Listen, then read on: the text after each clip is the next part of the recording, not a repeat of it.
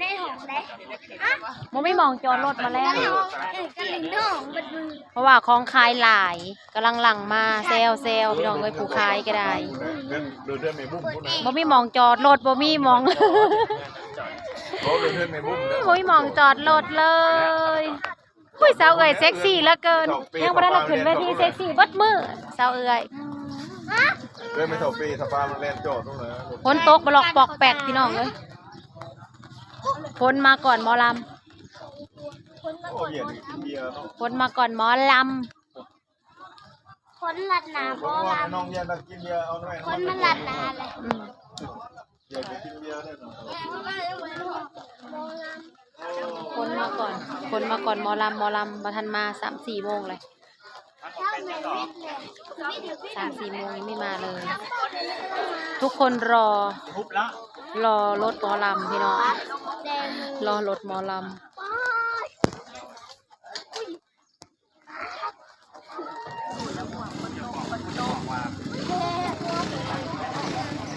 เก็บใจกันหรอเก็บได้กันหรอ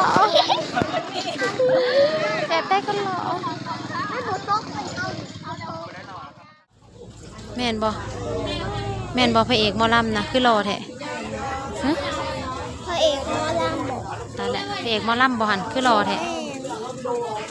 นั่นพระเอกหมอเลยเทพไทยว่าใช่พระเอกหมอลำนะโอ้ยหมอลำต้องรอสิไทยฮันได้รอผู้เยอะเราไม่ได้กันเหมือนกันปีกับชุดนั้นรอตัวใส่ท้องค่ะในไทยวะจังหวะคือว่าข่าวเนาะจังหวะนะเบิ้งเอาไปถ่ายมาคันเดียวกันทั้งรถทั้งเครื่องทั้งพระเอกทั้งดาวเต้นมาลำเดียวหมดเลยสบายสำนีก็ล่ำได้ละบ้านเฮา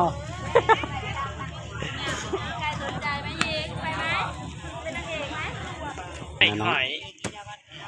เราไม่ได้ผัวไม่นานเลยเราไม่ได้มีผัว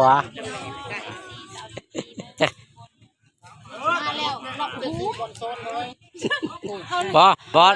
ทำมิดแต่คนทนนั่นยังรุ่นรถแล้วลืมพระเอกพอรถเขาได้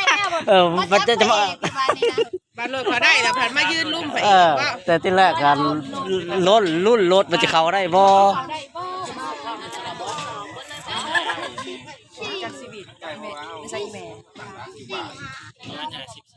กล้าถามเนี่ยเขาจะบ่ตอบนะไอ้เขาจะเริ่มกล้าถามจมูกบ่ตอบนะไอ้นางเพิ่นว่าเพิ่นลงเพิ่นยันบ่แม่นเดี๋ยวเบิ่งแล้วต้องคือจะบ่หรือบ่คือต้องมีแหละอยู่ในนี่ล่ะ30-40ชีวิตพี่น้องมาลำเดียวกันบ่ต้องเปลืองน้ำมันหลาย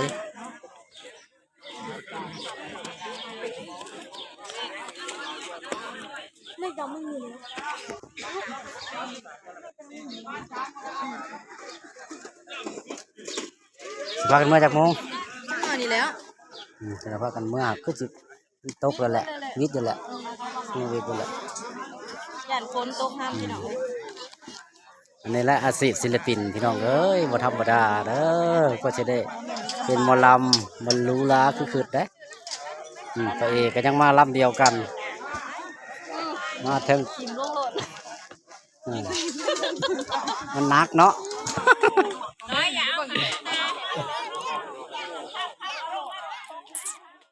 เทียบไทยฝนตกกระป๊อบทำไม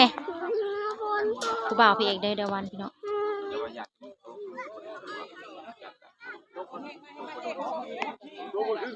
ฮะ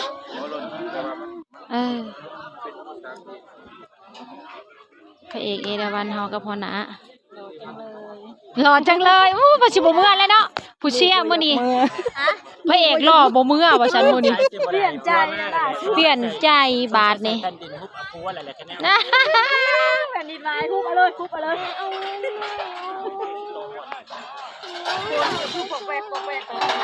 แล้วไม่พาไปซื้อลูกไม่พาอย่าว่าแต่คำเก่าแล้วอุกอ่างบ้านเมืองเดี๋ยวเราไปโทรทำโมพาแม่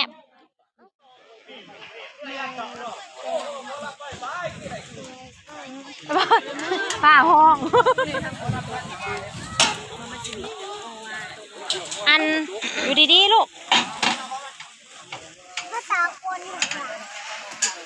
เขาเจ้าบอกบ่มีหมองอยู่บ้านฝนตก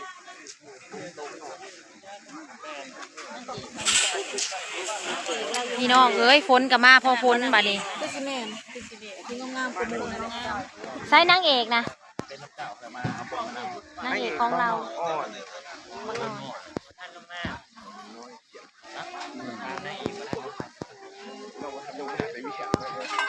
นางเอกท่านละมาซ้ำ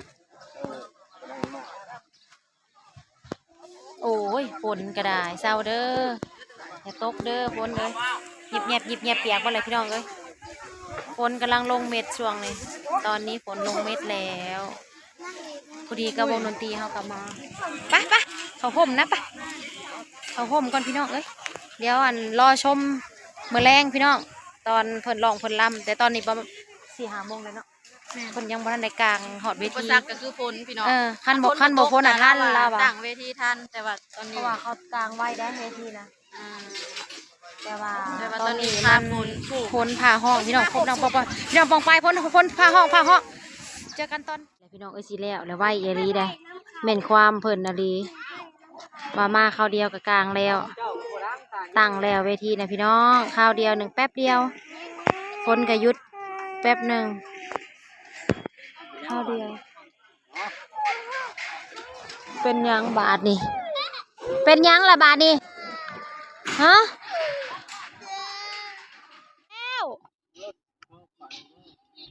เบาๆหน่อย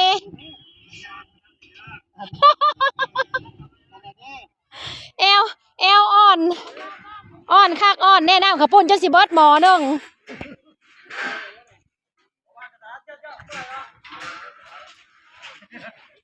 ย่ามันบ่ฮอดพระเอกหมอลำใส่เทิงพี่นะเอ้ยเอาขึ้นมาเทิงพี่พี่เอามันน้ำมูกพี่นะนี่นะเอาขึ้นนี่เนาะสบายดีพี่นะเอาขึ้นโต๊ะนี่แม่นี่เอาขึ้นมาพี่ที่พุ่นสิเขาบุฟเฟ่โลด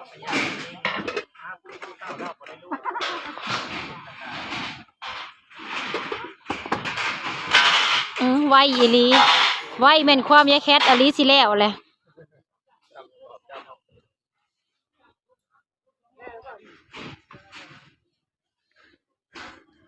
เรียบร้อยยังแต่เขาบอกกับเขาบันกินกระปุ้นหาเลยพี่น้องพูดมากก่อน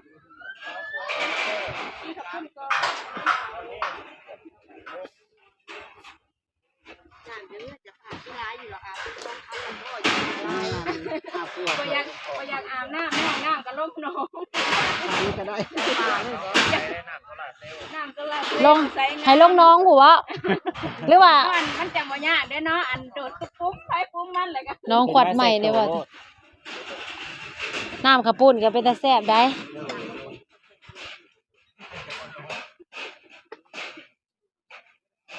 ก็เจ้ากับคนผู้น้อยเนาะเวลาแต่งโตขึ้นไปก็งามหุ่นห้อยนะมันนี่คือเด็กน้อยนี่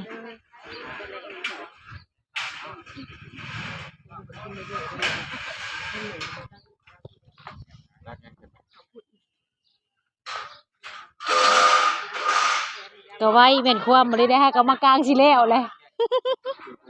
เนาะก็เจ้ากับกลางไว้อย่าลีได้ต่อคนลงแต่รถบ่ทันดอกตีเฮานะบ่ได้อีสายังไงอีสาหัวหน้าเฮานั่งยิ้ม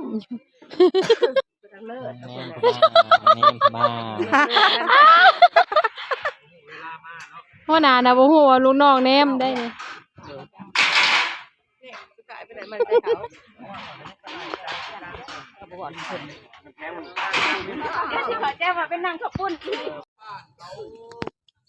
ให้ช่วยไหมให้หามไหมให้หามไหมกับข้าวย ำชามใหญ่พี่น้องยำชามใหญ่ ตามตามไปเสิร์ฟน้ำซื้อๆน้ำบ่ญาติกินดอกน้ำไปเสิร์ฟน้ำเสิร์ฟบ่ญาติผู้บ่าวกินดอกยันบ่อิ่ม บ้านนี้ก็จะกินกระปุ่นแล้วก็จะสิกินมันดักใหญ่ๆเดี๋ยวเขาจะกิน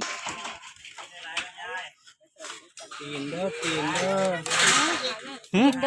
ด้อว่าจ้ะ ตีน ย้ำตีน ย่ำตีน บอกท่านในสุด ย่ำตีนแซ่บๆย่ำแซ่บๆเด้อ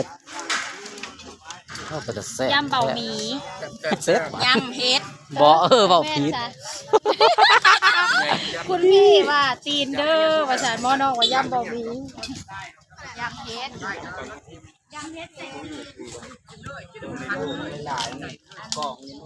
อยู่หมองใดบ่สถานที่มา ให้มองกันยำค่ะแล้ว หมองย่ำมันบ่เดี๋ยวจะไปโค่น อยู่ใช้นางเอกพระเอกดิอย่าถามหา ฝากนักห้องกันเด้อนี่ พ่อหนาเว้าดังๆนี่ไอ้บอยพ่อหนาว่าเว้าดังๆเน่เห็นว่าก็ได้บ่ได้ยิน ห้องกระแดนเซอร์นะครับ ฝากทางห้องกับแดนเซอร์ข่อยในเด้อพ่อหนามีวะขอให้ลองน้ำเน่ ขอลองน้ำเน่ แล้วต้องขึ้นห้องก่อนหมู่คะแนนนี่นะเปิดวงห้องเปิด เปิดเองบ่ ดนตรีท่านละคืนได้ ถ้าได้ขึ้นกระยาดอกพี่น้อง ใส่โลดกำลังกินพี่น้องเอ้ยเพื่อนๆฮะกะมาหอดแล้วก็กินข้าวกินน้ำซะก่อนต้อนรับทีมงานหมอลำเรื่องพระเอกนางเอกเอดาวันจ้าพี่น้องฮะเดี๋ยวนี้นะ งานเตรียมที่คือฝนตกบันดอนเดียวนี่ ป๊าดเอาคงแหล่ไปทางนั้นเฮ้ย จับอึ่งเนี่ยเนาะ ฟังไทยฝนตกแล้วตกเบิดฝนตก แม่นกับเขาวไอ้มีแสบพี่น้องก็กินแป๊บเดียวกับเบิดได้กินพี่น้องเอามาไปเสิร์ฟเอา2 ถ้วยเอา2 ถ้วย